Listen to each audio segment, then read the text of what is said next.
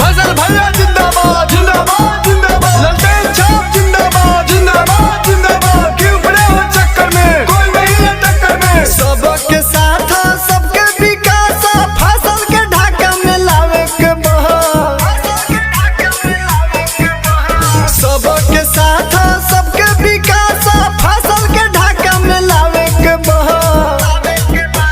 लालटेन वाली निशानिया पो बटनिया धाय धाय दबावे के बहा, लालटेन वाली निशानिया पो बटनिया धाय धाय दबावे के बहा, लालटेन वाली निशानिया पो बटनिया धाय धाय दबावे के बहा। तो ये भैया आपकी बेर लालटेन छाप चुपचाप।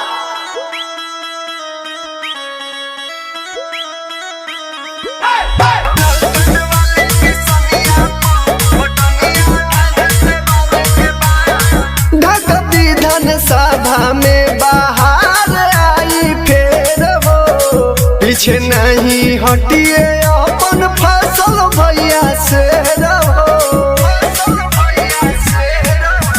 ढाका विधान सभा में बाहर आई फेर हो, पीछे नहीं हटिए अपन फसल भैया से रहो। हरदम सबके साथ रहेले हौसला इनके बढ़ावे के बाद, लालटेन वाली निशानिया पो बटनिया धाय धाय दबावे के बाद, लालटेन वाली निशानिया पो बटनिया धाय धाय दबावे के बाद, लालटेन वाली निशानिया पो बटनिया धाय धाय दबावे के बाद। फसल भैया जिंदाबाद जिंदाबाद जिंदाबाद, ललटेन छाप जिंदाबाद जिंदाबाद जिंदाबाद।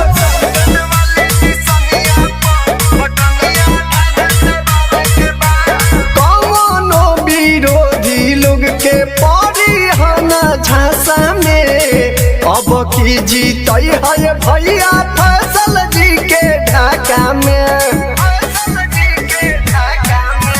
कौनो विरोधी लोग के पड़ी हना झांसा में, अब की जीतई है भैया फसल जी के ढाका में।